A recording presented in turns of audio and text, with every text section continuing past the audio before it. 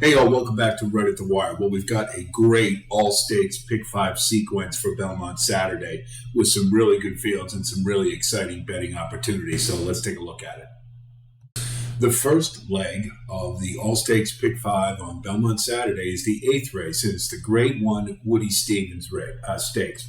It's a 7-furlong race for 3-year-olds only. Number one is New York Thunder.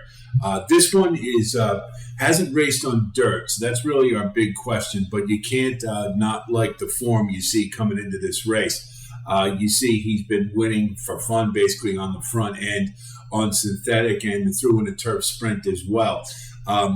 Obviously, the dirt is the big question, or whether or not he can do it. But as you know, I love the all-weather to dirt angle. He should set him up really well for this race. It is 7 furlongs, and that is a big challenge going wire to wire. But he is on the rail and should have the opportunity to get up and take it all the way. Jorge Delgado is 38% switching off of Lasix. So that should allay the fears, and you got a $3.43 ROI. So there's a lot of things to like here. I'm not sure he's quite good enough. I mean, this is a big ask to go to a Grade 1 stakes, but he looks up for the task, and he's an interesting play at 12-1. You might think about him. Number 2 is Gun Pilot, and this one was on the Derby Trail for a little while, and I really didn't like what they were doing with this horse. I thought they were rushing him along. Steve Asperson's human like anybody else. He's trying to get as many horses into the Derby as he can. And I think this one suffered from the aggressive training schedule. Bombed out in the Rebel at his attempt around 2 turns there. And they put him back in a couple of one-turn miles. And he did progressively better. The Pat Day mile, he did okay, although I don't really think he was a factor in the race. Looks a little dull to me form-wise.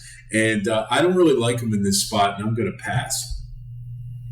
Number 3 is Arabian Lion. He's back in the hands of Bob Baffert, and that seems to have been the ticket if you consider the last 2 races. The Lexington, he was on the engine the whole way, and First Mission ran him down. But that seems to be the MO for him. He gives it up on the lead, and he just doesn't seem to be able to handle that, any challenge. Particularly, you go back to the Los Al Futurity, where he just completely gave it up, and he wasn't on the lead, and he just didn't have any answer for it. But that was then. This is now. He's third off the layoff, and had a really nice effort in the Sir Barton, and one going away. But, he really didn't beat a whole lot, let's be honest. Tappett's Conquest was a disappointment earlier in the year, and didn't move forward on the Derby Trail. So he's got his work cut out for him here. I'm not sure he's going to get the lead here, and that's really the big issue with me for this one. He doesn't display a lot of heart, and he's probably going to have, if he does try to get the lead, he's going to have a lot of other horses trying to get it. So I really don't like him in this spot. Can't blame you if you want to use him, but I'm going to look elsewhere. I think there's better value. Number 4 is General Jim, and he's run some great races at one turn. The Swale, he held off Super Chow in a dogfight, and it was a really convincing, nice win. And he followed it up after a layoff with the Pat Day Mile, where again he had another challenge from Fort Bragg, and he was able to come out on top. My big question is that there may be some regression after that. That was a really big effort, and that's 2 in a row. And he doesn't have a freshening going into this one, really. Shug McGahee is a great trainer, but he's been a little weak at Belmont this meet, and that gives me a little bit of concern because when he's going well, they're all going well. So there's some potential for regression, and this is a stacked field, so I don't know that he's that solid a bet for a win. So I'm going to try to beat him. Number 5 is Armin, trained by Peter Miller, and Peter Miller's great at sprints, but you see class is really kind of lacking here. The one effort he did have in a graded stakes was the Best Pal back at 2, and he was up the track. No sin to lose to having a meltdown, rest in peace. But he really, I haven't seen a lot here to tell me that this one could factor in this race, particularly since the Bachelor last time he only got a 71 buyer, and that was a step up in class. So I'll pass on this one as well. Number 6 is Harrodsburg, trained by Rob Atras. And you see the N1X level race was pretty good, but his class level isn't improving from one start to the next. In other words, he is running at the same class level, while the class level, going against winners would improve from his maiden win. So that usually tells me that this is going to be a really big ask for this one, and I'm not willing to back him. Federal Judge is interesting to me. He's trained by Rudy Brissett, and you got Flavian Pratt in the irons. One thing that he is doing is that his class level, meaning the level he is running at, is getting better with each race as the class level increases, and that's exactly what you want to see. Is this a big ask? Sure it is. I mean, to go into a grade 1 with a stacked field. But I think this one can rate a little bit off the pace. You're getting a nice price at 8-1, and I think he's worth a use with the value because, again, this is a lot of horses who want the lead, and if he can just sit off them and make his move when they start falling back, he's in good shape. Number 8 is Fort Bragg. I've belabored the point anytime I've talked about him that this one's a head case. And that immediately you have to reserve your judgment on him because of that. The last race in the Pat Day Mile ran a really nice race, and just lost out to General Jim. But kind of what I'm thinking is that was a really big effort, and you do see that the San Felipe ran a nice one. Then the Florida Derby he fell back, and then the Pat Day Mile. So there's a little bit of a Z pattern forming there. And I'm just not so sure that this one's going to be able to run back with another big race. They did put blinkers on him to, maybe help him be a little more focused. But usually when horses have mental issues, when they go into a deeper field or raise up in class, then that's when they start to have problems. So if he tries to get to the lead, again, he's going to have a lot of competition for it. And if he doesn't get the lead, I really don't like his chances. So, again, I'm going to look elsewhere. Fort Warren is trained by Brittany Russell, really good trainer. She's got her husband Sheldon Russell aboard, and they're a very potent combination down in Maryland. This one, he won his maiden pretty well, and then the San Vicente, he didn't have an answer for having a meltdown, and Faust didn't, but that was, the two pretty good horses there, so we can cut him a little bit of slack. His next out in an optional claimer N1X, he got the win, but it was a 6-horse field, and this is certainly a big step up in class. He is a late runner, and that makes him kind of dangerous at 30-1. I could see taking a look at him, but I'm not confident that he's fast enough to get a win here. Number 10 is Dark Vector, trained by George Weaver and Javier Castellano aboard. This one just broke his maiden, going into a grade 1. Not a chance. I'm passing. Number 11 is Victory Formation, and this one's interesting to me. We saw him on the Derby Trail for a little while, and obviously, the 13 hole in the Risen Star just killed his chances. But afterwards, Cox kind of made the intimations that maybe Miler is a better thought for him. The Bathhouse Row, he ran a really good race, I thought, and held on gamely, but he came up short. The cutback in distance should be what the doctor ordered here, and Brad Cox is 24%, 53% the money brute to sprint. He is on the outside again, and the question I have is whether or not he can rate. I think he can. I don't think that'll be a problem, and if he can just get himself into good position, it's a one-turn race, so, he has plenty of time to get to where he wants to. I think he's a pretty good bet at 10-1, and I'm going to use. Number 12 is Gilmore. Excuse me. This one was really kind of lost at sea in synthetic in the Battaglia. It didn't run very well at all. Going back to dirt in the Bayshore, he showed a better effort. Joey Freshwater's a pretty good horse. And in the last race, the Pat Day Mile, he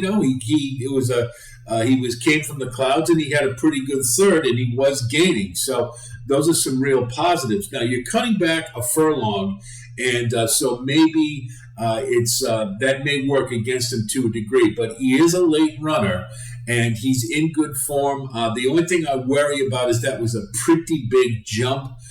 to a 93 buyer from his previous high. And I'm worried that there might be a regression here. But he is a late runner, and that alone gives him a chance in this race, I think. Drew's Gold is, I loved him in the Gold Fever, and he didn't disappoint. Came off the layoff and just ran a monster race. Granted, it was a big jump in buyer, and that is a concern for sure. But, this one's class level keeps going up as the class levels increase, and you have to love that. That's exactly what you want to see going into a Grade 1 stakes. I think this one, even from the 13th hole, is awful dangerous to get the lead. And the way he's running, he could very well wire this field. It's entirely possible. I think you're getting a great price at 8-1, and I'm definitely going to use him. The second leg of the All-Stakes Pick 5 is the 9th race, and it's the Grade 1 Jaipur Invitational Stakes, and it's run on the turf at 6 furlongs for 3-year-olds and up. Number 1 is Yes and Yes. This one is coming into the race in pretty good form. Just got his career high buyer, but that's really the thing.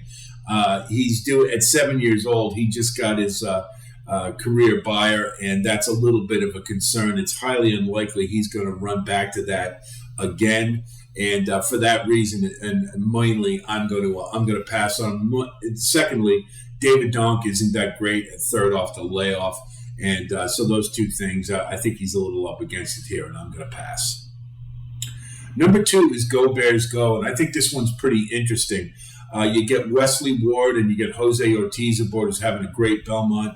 And this one has been overseas for quite some time, and now it came back to the States on Derby Day, and in the turf sprint ran a nice third. And I think he probably needed a race with quite a bit of a layoff from the Breeders' Cup.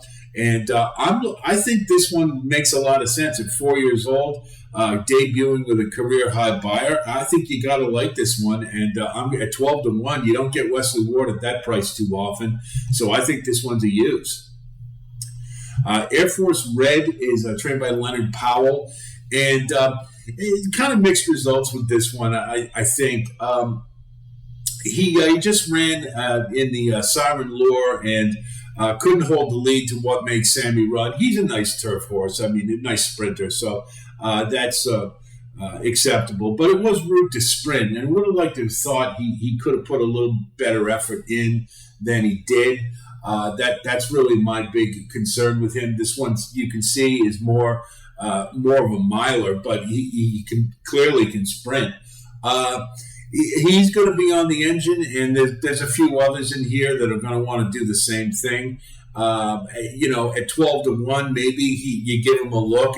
But I have my reservations as to whether he can hold on to win this. Midday Image, David Jacobson's about as hot as you get at Belmont right now. The big issue is class, though. If you look at the last few efforts here, the last great stakes race this one ran in was the Ocean Port, and that was 2 turns, but he didn't do terribly well. And the one before that, the Cliffhanger, not much. Pan American, not much. So class is the big issue with this one. He's certainly coming into this race in good form and can rate, so you have to like that. And he's on a 3-win streak, but I think it's going to end today. I think there's others who appeal more, and no chance for me. I'll pass. Dr. Zenth is one that's kind of interesting, too. He's trained by Chad Brown. You get Flavian Pratterboy and Peter Brandt, so those are great turf connections. He's definitely going to be good with the cutback. I think that's going to help him, and you certainly love to see a route to sprint type of angle. The only question I have is this is a little short from what he normally runs at. He's more of a 7-furlong miler type, but I think he can handle it. I just wonder, there is other pace in this race. I mean, he comes out of a great race, the Maker's Mark Mile. I mean, Chez Pierre, Modern Games up to the mark. It's a big-time key race, so he has that working for him for sure. I just wonder about if he's got quite enough, considering that while he did run in that race, he didn't, he was on the engine for a little while and then fell right back. So Uh, Third off the layoff, Chad Brown. I mean, those are some things to like. If I wouldn't talk anybody out of it if you wanted to use them. Ice Chocolat just doesn't look very good to me. He's Mark Cassie's cold at this meet so far. He is coming third off the layoff, but he really hasn't distinguished himself. I would say he's been running at Woodbine primarily, and the couple of stakes efforts have been okay. He's got a couple of seconds, but they were on synthetic, and I think this is a real big class hike. And moreover, he just ran his career high buyer, and I'm wondering about a regression, particularly with a barn that's going cold right now. So I just don't think he's good enough. So I'm going to pass. Thinway Duke, owned by Steve Christ, the former chairman publisher of the Daily Racing Form. This is another one who's pretty good. I mean, he's a good late runner, and that maybe gives him a chance in this race. But I'm just not sure about the class level. I think this is a really big upgrade from what he normally runs at. He's done pretty well at the grade 3 and ungraded stakes level, but again, I think he's a little outclassed here, and that's really what leads me to pass on him. Arrest Me Red, another Wesley Ward.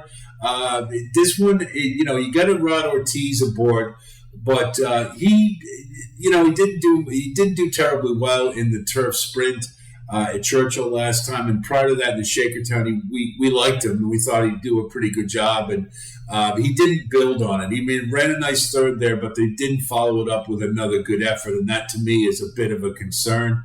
That bumped and bothered, I don't know how much of that I believe. I'm watching that race. I really didn't see anything to tell me he was severely compromised. He just may be one that's, that is getting a little over the hill. I mean, you go back to his prior efforts in the Jaipur and turf sprint last year, he was a lot more effective. I just don't see the signs that he's going to rebound to where he was before. Nothing Better will definitely be on the engine, or try to be, and he's the speed of the speed, I think. And he ran a really nice. He's consistent as hell, as you can see. I mean, he's been in the money 15 out of 21 times, and you can't knock that. I mean, he's just a good, solid, honest knocker. But I just wonder if he can jack it up another level to win this one. At 6 years old, I'm not so sure that that's possible. And again, this is a big class jump. I think he can factor in this race. Under is probably more likely to me, I would think.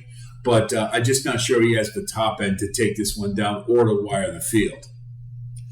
Big Invasion is very intriguing. He's a closer, and you got to like that in this race right off the bat. The turf sprint, he had a major. If you go back and watch that race, he had to check like about as hard as I've ever seen a horse check in the stretch, and obviously that compromised his chances. But he did keep on, and you like to see that, and so he's got some grit to him. This is third off the layoff. And again, I think he had a legitimate excuse in that last race. He's proven at the graded stakes level that he can compete, and I like his chances here. I think he's a great value at 6-1. Casa Creed is the hard knocker of the group. Has been around quite some time, and he's a great closer, and he fits at the class level obviously, and he's been great between 6 furlongs and a mile. And there's really no reason to knock him too much. I just wonder at 7 years old, after coming back after a fairly long layoff, if he'll have enough to compete. But if anybody's going to get him ready, Belmont can. And so I wouldn't knock anybody who wants to use him. Number 12 is Caravel. What can you say? This one's just been on a roll, 4 straight wins.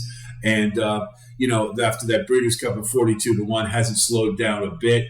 The last 2 races, the first one had a real hard race against Bad Beat Brian, and was able to hold him off really impressively, especially coming off the layoff.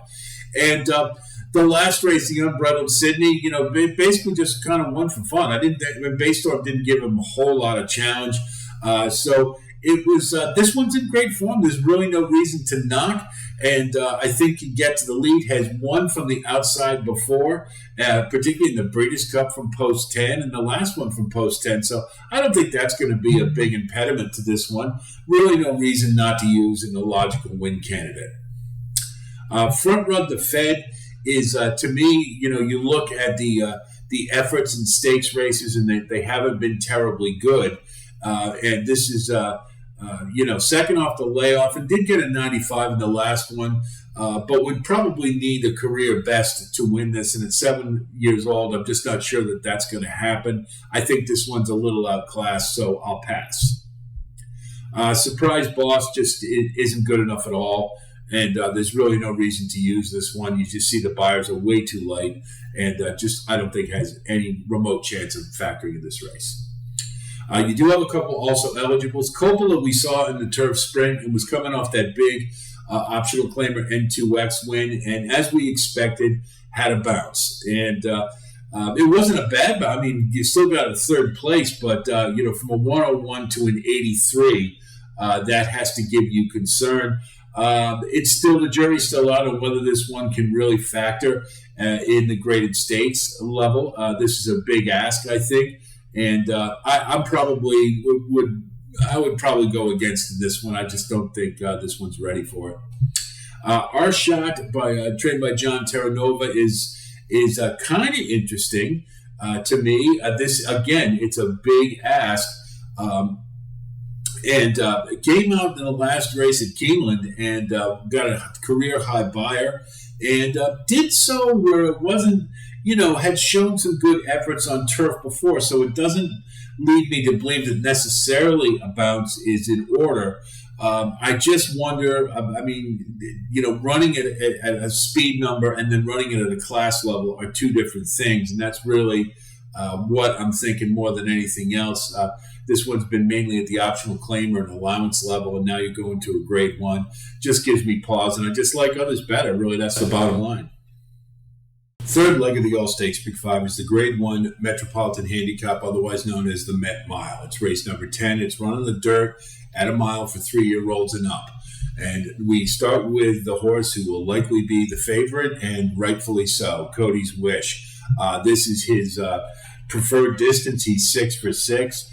Coming off the Churchill Downs handicap, he ran a monster race like he usually does, and that was at 7 furlongs. Stretching out to a mile isn't a problem at all, and there's really not much to look at that gives you any pause whatsoever to say that this one won't run another big race. So he's kind of an obvious use.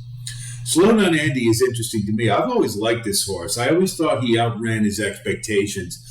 He always gives an honest effort, and you go back to the Breeders' Cup Dirt Mile, and he ran a monster in that race. Now, granted, he didn't win, but the fact is that he's kind of surprised constantly.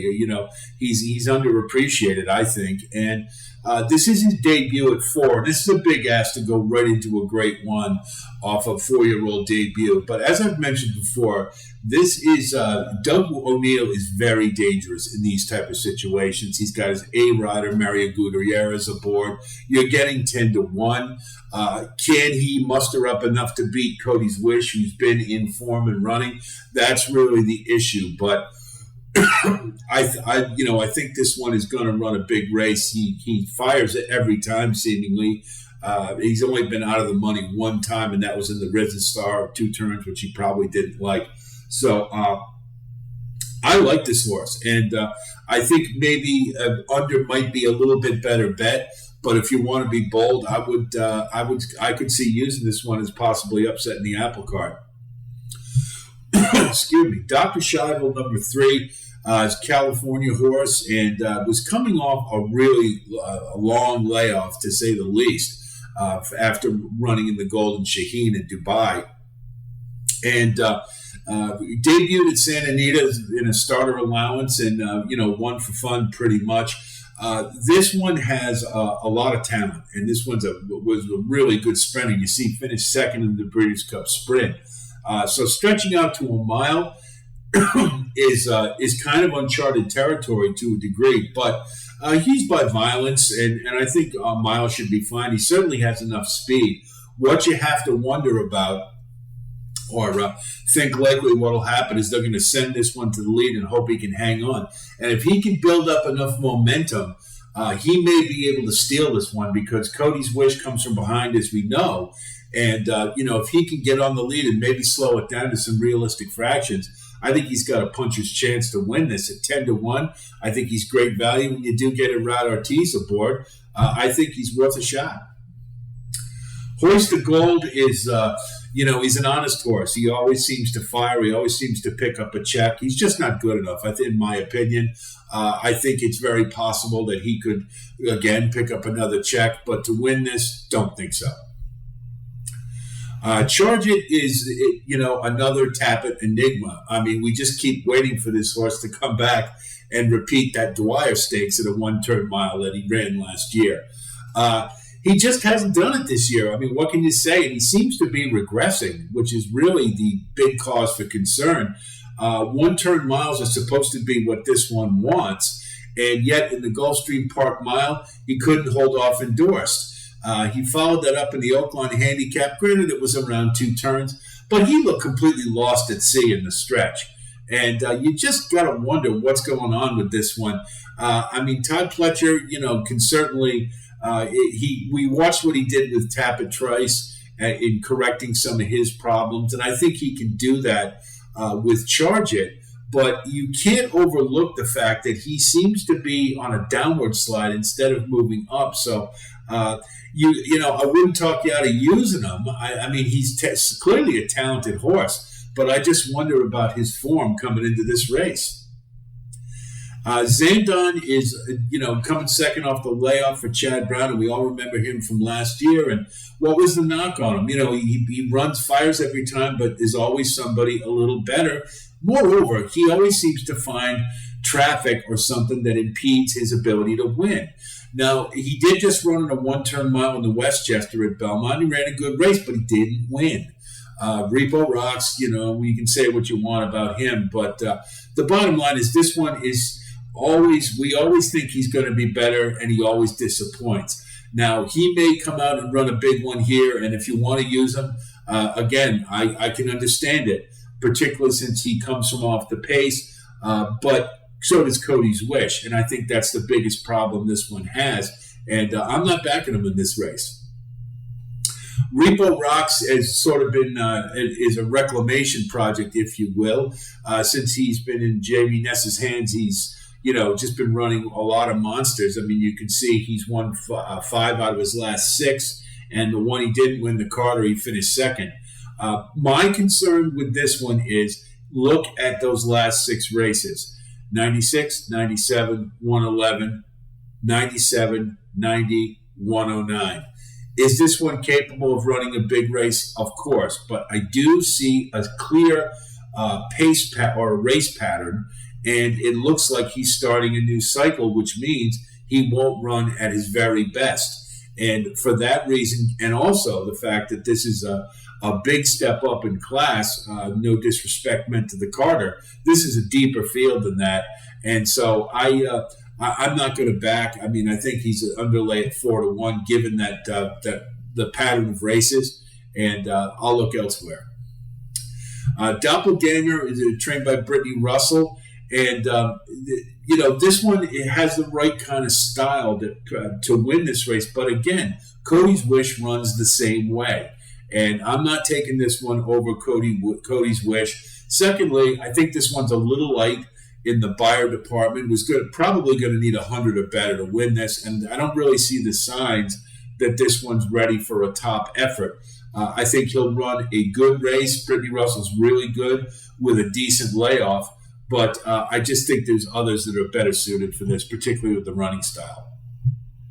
Number 9 is White Barrio, and the polarizing horse that he is. One turns are what this horse wants. We know this. And he has run some nice races around one turn, the Cigar Mile in particular, but he lost to Mind Control. And he had every chance in that race and just didn't fire. You see, they put him back in the Pegasus around 2 turns, and he was nowhere, but that wasn't a surprise. So they cut him back to 7 furlongs and an allowance optional claiming level. He got the win. But again, he's stepping up to Grade 1 company. And if you take away the Florida Derby from last year, you look at all the other times he's been in a Grade 1, and, he's really hasn't been that great. So it is a 1-turn mile. It is a preferred distance for him. That's true. I'm just not sure the top end level is there to take this one down. So I'll pass. Fourth leg of the All Stakes Pick 5 is the Grade 1 Manhattan Stakes. It's the 11th at Belmont. It's running 1.25 miles on the inner turf for 4-year-olds and up. And number 1 is So High. And he's trained by Nightpool Chatterpaul, who has kind of mixed results on the New York circuit. You do get Javier Castellano, but I think class is really the big issue here. I just don't think this one's good enough to factor, so I'll pass. Strong Quality is number 2. Again, another one from Mark Cassidy is kind of cold at Belmont this time, so that immediately gives cause for concern. 4-year-old coming off a career high buyer is always a good thing. It was the 3rd off the layoff, and you do see the progression there. So perhaps a new form cycle is starting. That's really the concern for me. One pretty impressively on the front end, and I think more than likely they'll try to send this one and steal it, but I'm not confident this one has enough in this field to finish him off. Number 3 is Warren Point, and boy, watching the replay, one thing that really occurred to me that I haven't heard them say a lot, this is a tiny horse. He is like Seabiscuit. I mean, he's a really small horse. But he's obviously accomplished. Charlie Appleby's training, and he may have needed one in the U.S. Who knows? It could have been something like that. But he was a little ranked, and he had a bad start. And he made a middle move, which was kind of curious, even for somebody like Frankie Dettori. But I really think what it came down to was this one was just too hard to handle. And I think Frankie just said, well, let's let him go, because otherwise we're just going to be up the track. He did poke his head in front briefly, but clearly didn't have enough in the stretch, and I think that was a product of him being ranked. Can he rebound from that? It's certainly possible. I just, more than anything else, this is a pretty big field. This is a little horse, and sometimes they get swallowed up by that, and that's kind of the thing that I'm wondering about more than anything else. He's certainly capable, and you are getting 5-1, which is a hell of a lot better price than you got last time. So he's worth a look, and I wouldn't blame you if you want to try to use him. Ottoman Fleet's his Warren Point stablemate, and this one's got William Buick on him, and that's Charlie Appleby's A rider. And usually when those two are here together, then it's all systems go. I wonder about that last race in the Fort Marcy. It was kind of strange to me because, yes, this horse won, but Tide of the Sea was a long shot on the front end and still was able to hold second and ran fairly quick fractions for turf at Belmont. And this one got the rail, was wide open, saved all the ground, and came up and got the win. So, yes, got the win, got a 102 buyer. How hard did he work for it? I don't know. So I just kind of look at that. It was a fairly easy win, and you're stepping up in class here. So this is a good horse, that's for sure. I mean, has been in the money 10 out of 11 times in graded stakes in England and in Dubai. But that was just something that stuck with me. So I wonder a little bit about this one, especially when you're heightening the competition level. But you can't argue with the connections, and Charlie Appleby's record speaks for itself. So I wouldn't blame you if you used it all.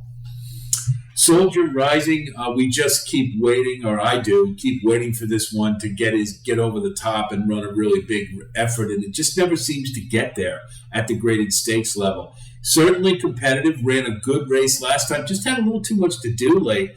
And in watching, I watched the Man War again, but then I went back to the last time this one got a victory, and the same thing occurred. This one just takes a little too long to get going. Now, at the optional claimer level, you can get away with that, but not at the grade 1 level. And that's really the big issue I have with this one more than anything else. Coming second off the layoff, and is likely can run a better race, and this one is capable of winning a grade 1 race, I think, has been in the money in graded stakes several times. But I just have that in the back of my mind. This one's going to have a little too much to do late. So under would probably be more likely. Red Knight is the, a 9-year-old who has found the fountain of youth, apparently. Has won 2 out of the last 3 and got a second in the one he didn't win. This is a little bit of a cutback in distance. I wonder about that a bit. To 1.25 miles. This one's going to come off the lead, and there is what potentially could be a rabbit in here for Mike Maker. So maybe they're going to jack it up to make things easier. But one thing that you really got to consider that's interesting is Mike Maker is 0 for 20 third off the layoff in graded stakes turf routes.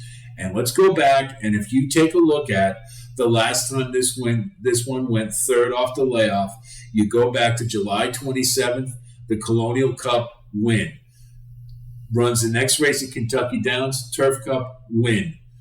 Third race, a grade 3 in the Sycamore, which should have been class relief, finishes 8th. Okay, so I think there's a pattern here, and maybe it's just you get 2 races out of this one, and then he falls back. So that alone right there tells me that Red Knight is certainly beatable. Could he run a good race here? Sure. And you are getting 8 to 1. That's a nice price on him, and he's got a positive record at Belmont. All those are good things. But in a race like this, where there's a couple others in here that are on paper are better than Red Knight. I'm going to pass. I think it would be a surprise if he won this one.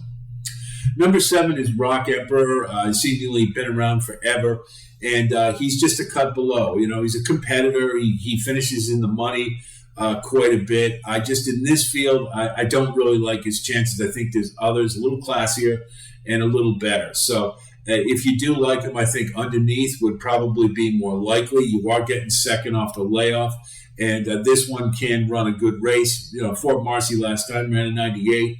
Coming off the bench wasn't bad. I just wonder about his top end to win this, and I wouldn't use him as a win candidate.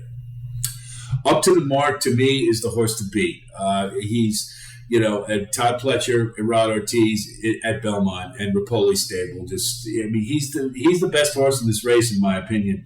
They jacked him up in class in the Maker's Mark Mile, which was a great race. And he did not embarrass himself at all by finishing third. And he proved he was legit in the next race, which was a grade 1 Turf Classic, where he won handily.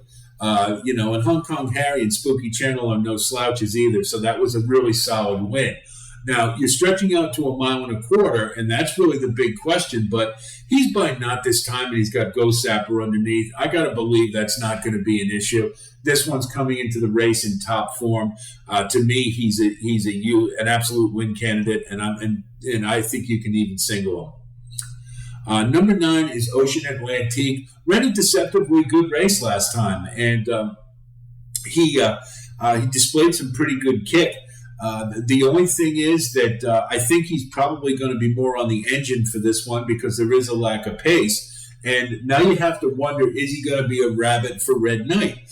Regardless, I think this one can compete at this level. I'm just not sure he has enough to wire the field, but I think they're going to take a chance with him. And at 20 to 1, if you think he can wire the field, by all means, go for it. I just don't think so, but I think his role in the race is a pace factor. Excuse me. Highest honors is another Chad Brown, and this is one that, in the McDermott, I still can't figure out why he was favored in that race. He always seems to do the same thing. He flashes where you think he's going to factor this race, and then he just doesn't. And he's 7 years old. He's going to need a top effort. And I just never really been a big fan of this horse. I just think he's a cut below. He's good enough to run in graded stakes, but not to win them. So I would pass on highest honors. The last leg of the All Stakes Pick 5 is, of course, the Grade 1 Belmont Stakes, and it's run in the dirt at 1.5 miles for 3-year-olds. And I would refer you to my Elements of Handicapping series for a more in-depth analysis of the field and form, class, speed, and pace. And we'll also have a final assessment available as well to help you with your formulating your own betting strategy. But we'll just go through them here. Number 1 is Tapit Shoes. Ran a pretty good Bathhouse Row, losing to Red Route 1 at the wire, but it was a pretty good effort and his best off a layoff, and that's always a good thing. But I think he's kind of up against it here. There's just others in the field that have proven to be better, and he would need another jump forward, but I'm not necessarily sure that it would be good enough to factor in this race. Moreover, at 1.5 miles, I think if you look at the pace numbers for the Bathhouse Row, his last fraction was kind of slow, and if you prorate that out, it means he probably would be up the track or be fading late. He has the pedigree to get 1.5 miles. I don't question that. I just question whether he's good enough. They may try to send him. That's the only thing I can think of, and that may compromise the pace and may help some other horses. But I think that's the extent of his involvement. Tapit Trice, number 2. The Derby was a big disappointment, but as I mentioned in my own analysis, that I'm not so sure Tapit's like Churchill Downs. I mean, I've just seen enough of them be disappointing in the Derby to make me think there's just something there where they don't like the track. He ran a disappointing effort, to say the least. I mean, we all, after that Bluegrass Stakes, you had to believe he was poised and ready to run a big one, and he just didn't. I'm going to draw a line through it because I think this horse has too much natural ability. I do wonder about between the ears. He still gets distracted in the stretch, and that may cost him here. But I think he's going to run a good race. I think he's a logical win candidate. But you do have that little bit of thing in the back of your mind about, is he going to stay focused enough? Because Saez always has to work his tail off to keep this one engaged in the race. But and the other thing you have to worry about is the pace scenario may not favor him. It might be slow to moderate, and that would be a little bit compromising to him. But he has, in the Bluegrass Stakes, he got a fairly slow pace, and he was able to overcome it. And I think if he can run that kind of race, that kind of style where he starts moving up from the outside, he'll have a really good chance. So I would use Tapit Trice as a win candidate. Number 3 is Arcangelo. He's got really nice pedigree, and 1.5 miles is 1.5 miles shouldn't be a problem. He's got 2 Belmont Stakes winners, a couple generations removed from the great mare Better Than Honor. Rags to Riches and Jazzle, they went back-to-back in 06 and 07. Rags to Riches beat Curl, and she was a hell of a filly. This one ran a huge race in the Peter Pan. I mean, just a big, big effort, and had to duel with Bishop's Bay all the way down the track. And if you consider what a big effort that was, I wonder if it took a little bit out of him going into the Belmont, because it's going to be a big class test. And I just have a feeling this one's going to regress off of that.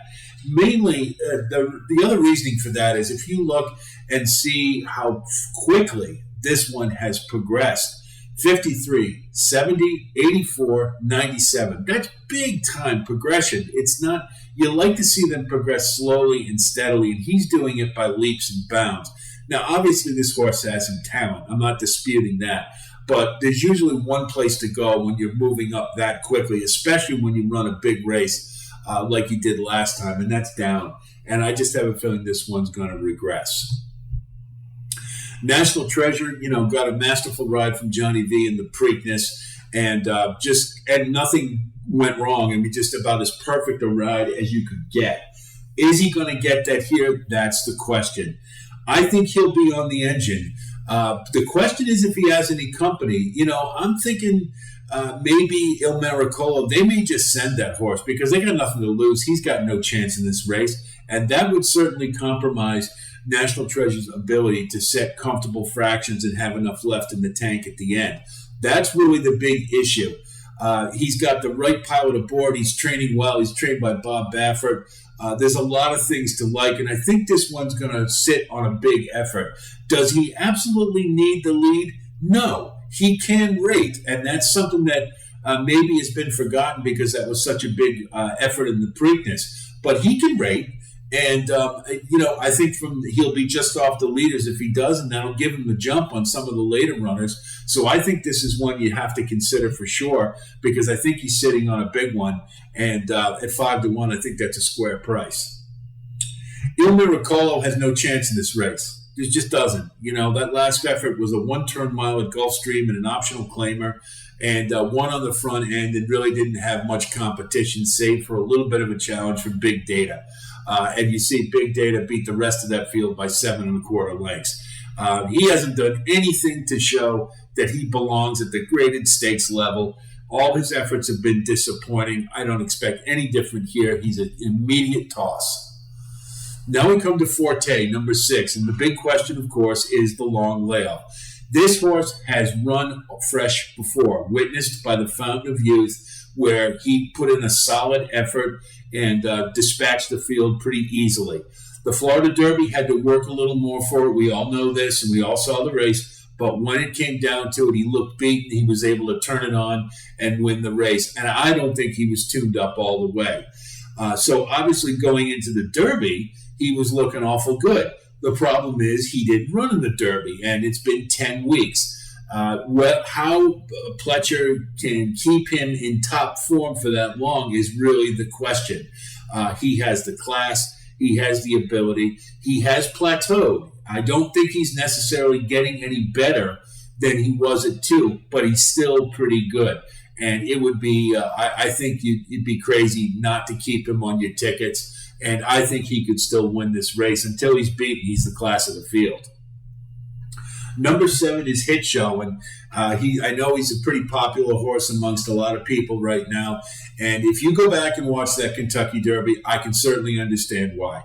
He was one of the couple. Him and Two Phils were the only 2 horses who stuck around on that hot pace and were still able to be competitive. He ran, I thought, a really deceptively good race. But here's the problem. In that stretch, he had every opportunity to take over that race, and he didn't do it.